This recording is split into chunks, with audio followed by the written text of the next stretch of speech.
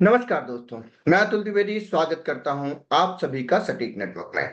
आगे बढ़ने से पहले आप सभी से एक छोटी सी अपील कि अगर आपको हमारे वीडियोस पसंद आते हैं तो कृपया हमारे वीडियोस को लाइक करें और चैनल को सब्सक्राइब करें।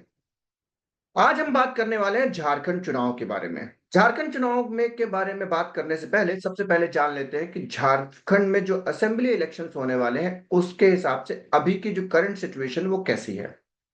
तो झारखंड में अभी जो लोकसभा के चुनाव हुए हैं उनमें 14 सीटों जो झारखंड में आती हैं उनमें से बीजेपी ने 13 सीटें लड़ी थी और 8 सीटें जीती, जहां पर उन्होंने 44.6% का वोट शेयर पाया था।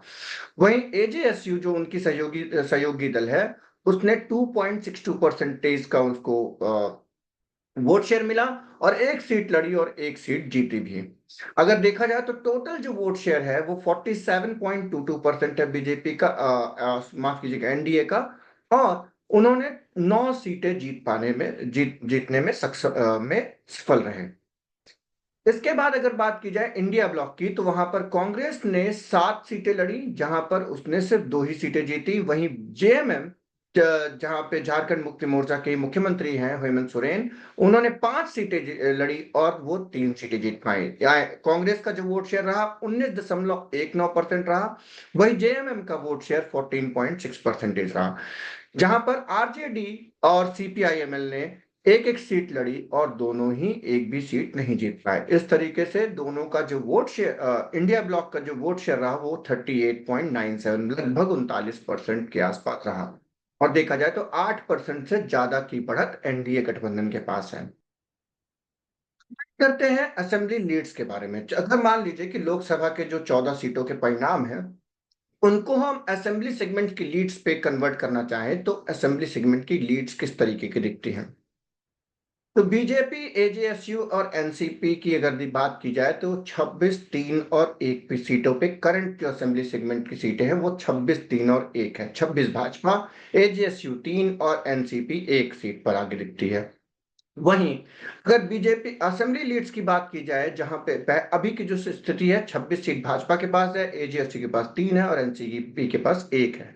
लेकिन 2024 के चुनाव के बेसिस पे अगर बात की जाए तो 47 सीटें भाजपा जीतती हुई दिखती है, असेंबली सेगमेंट में लीड कर रही थी। और एजेएसयू जो है 5 सीटों पर लीड करते हुए दिख रही थी। तो टोटल आंकड़ा जो अभी का है वो 30 का है जो करंट असेंबली सिचुएशन है। लेकिन 52 सीटों पर 2024 के चुनाव के हिसाब से 52 सीटों पर एनडीए गठबंधन लीड करता हुआ दिखाई देता है।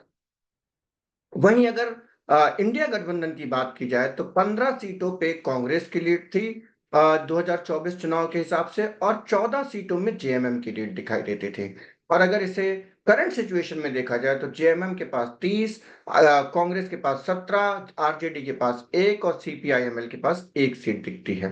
अगर देखा जाए अभी जो करंट असेंबली सिचुएशन है वो है 49 सीटें जो है तो इंडिया ब्लॉक के पास है, और इंडिया गठबंधन की वहां पे सरकार है, जेएमएम के मुख्यमंत्री हेमंत सोरेन है वहां पे। और अगर टोटल अभी की जो हिसाब से लीड देखी जाए तो 29 सीटें जो हैं वहां पर लीड कर रही है इंडिया ब्लॉक। बेसिकली अगर लोकसभा के चुनाव को ही अगर रेप्लिकेट करते हैं वही रिजल्ट तो एनडीए गठबंधन काफी आगे दिखाई पड़ता है विपक्षी गठबंधन जो इंडिया ब्लॉक का है उसके हिसाब से।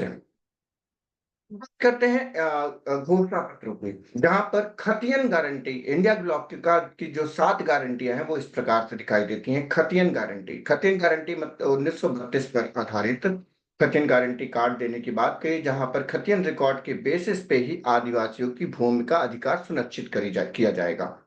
उसके बाद सरना धर्म कोड की बात की है, जहां पे आदिवासी धार्मिक पहचान को मजबूत करने के लिए सरना धर्म कोड को लागू करने का वादा किया है। वहीं मैया सम्मान योजना, जिसमें दिसंबर 2024 में मैया सम्मान योजना के तहत 2500 का मानदेय भी दिया जाएगा जो अभी 1000 रुपए है। सामाजिक न्याय गारंटी के लिए अनुसूचित जनजाति के लिए 28%, अनुसूचित जाति के लिए 12% और अन्य पिछड़ा वर्ग के लिए 27% आरक्षण की व्यवस्था की जाएगी। खाद्य सुरक्षा गारंटी के हिसाब से प्रत्येक व्यक्ति को राशन वितरण को बढ़ाकर 7 किलोग्राम प्रति व्यक्ति किया जाएगा। वहीं रोजगार और स्वास्थ्य सुरक्षा गारंटी के लिए झारखंड के 10 लाख युवाओं के लिए रोजगार सृजन और 15 लाख तक का स्वास्थ्य बीमा कवरेज दिया जाएगा। किसान कल्याण गारंटी, जहां फसलों के न्यूनतम मूल्य को 2400 से बढ़ाकर के 3000 रुपए कर दिया जाएगा। ये रही कांग्रेस की गारंटी। तो अगर बीजेपी के मैनिफेस्टो की बात की जाए तो महिलाओं और युवाओं को आर्थिक सशक्तिकरण के लिए गोगो दीदी योजना के तहत महिलाओं को प्रतिमाह 2100 रुपए, युवा साथी योजना के तहत स्नातक युवकों को 2000 प्रतिमाह, साथ ही 5 लाख स्वरोजगार और 2,87,500 सरकारी नौकरियों के अवसर पारदर्शी भर्ती प्रक्रिया के द्वारा सृजित किए जाएंगे, ऐसा बीजेपी का कहना है। उसका दूसरा जो 5 बिंदुओं में से एक बिंदु ये है, मूलभूत आवश्यकताओं की सुलभता। हर परिवार को 500 में डोल एलपीजी सिलेंडर और दो 500 में एलपीजी सिलेंडर और साल में 2 मुफ्त सिलेंडर मुहैया कराए जाएंगे। मकान निर्माण के लिए मुफ्त रेत और प्रधानमंत्री आवास योजना के तहत अतिरिक्त वित्तीय सहायता भी दी जाएगी। शिक्षा और स्वास्थ्य की सुविधाओं की बात की जाए तो सरकारी संस्थानों में पेशेवर शिक्षा जैसे बीएड, नर्सिंग आदि में मुफ्त में मिलेंगी। साथ ही निजी पाठ्यक्रमों के लिए भी पूरा सहयोग मिलेगा। स्वास्थ्य सेवा में 70 वर्ष से ऊपर के नागरिकों को 10 लाख तक का मुफ्त इलाज भी मिलेगा। नए मेडिकल कॉलेज और राज्य भर में स्वास्थ्य सुविधाओं का विस्तार भी इसमें शामिल है। इसके बाद कृषि और आदिवासी कल्याण के समर्थन के लिए कृषक सुनीति के तहत किसानों को फसलों की उचित कीमत और 24 घंटे में सीधा भुगतान की व्यवस्था की जाएगी। आदिवासी भूमि अधिकारों, सांस्कृतिक विरासत और पहचान की सुरक्षा के साथ साथ सामाजिक न्याय और मानव तस्करी के खिलाफ सख्त कदम उठाए जाएंगे।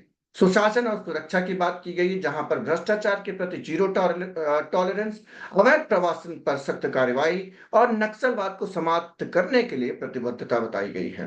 ऑपरेशन सुरक्षा के तहत 2027 तक झारखंड को मानव तस्करी से मुक्त करने का लक्ष्य भी रखा गया है, जिसमें प्रभावित लोगों को सहायता और पुनर्वास प्रदान किया जाए।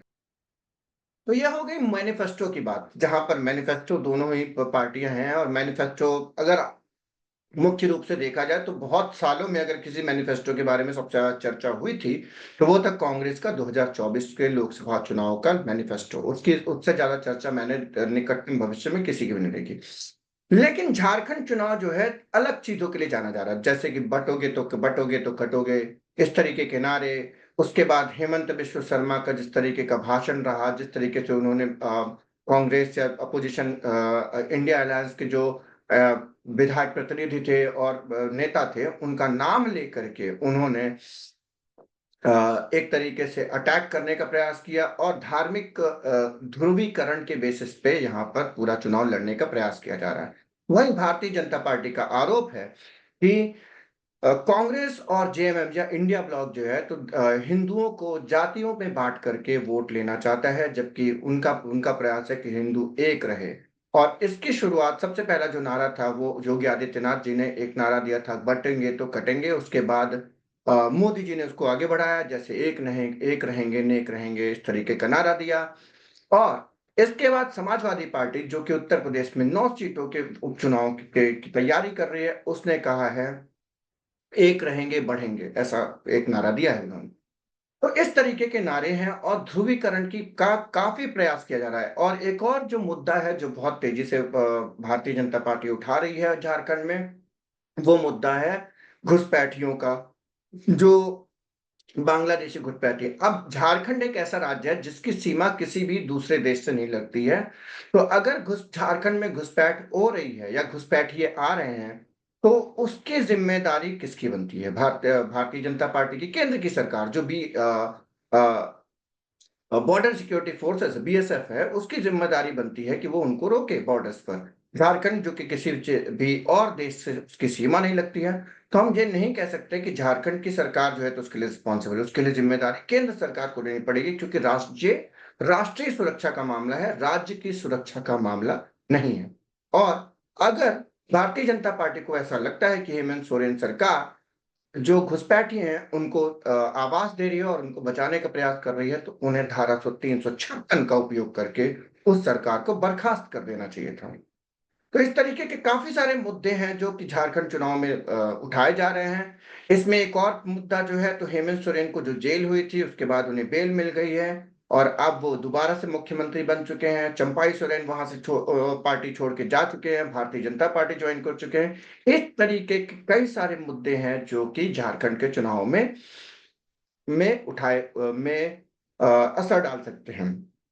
और एक और महत्वपूर्ण आपको बात बताना चाहूंगा कि अगर 2019 के चुनाव को देखा जाए तो 2019 के लोकसभा चुनाव में भी भारतीय जनता पार्टी और या एनडीए अलायंस का परफॉर्मेंस बहुत ही अच्छा रहा। लगभग शायद 10 से 11 सीटें उन्होंने जीती थी और अपोजिशन अलायंस के पास 3 से 4 सीटें ही आ पाई थी। तो लोकसभा के परिणाम झारखंड के असेंबली इलेक्शन में डायरेक्टली कन्वर्ट कर पाना बहुत मुश्किल होता है। फिर भी एनडीए गठबंधन थोड़ा अभी आगे दिखाई देता है इंडिया ब्लॉक के हिसाब से अगर देखा जाए तो। आप बताएं कि झारखंड के चुनाव को लेकर के आपके क्या विचार हैं और झारखंड में आप किसकी सरकार बनते हुए देख रहे हैं। धन्यवाद।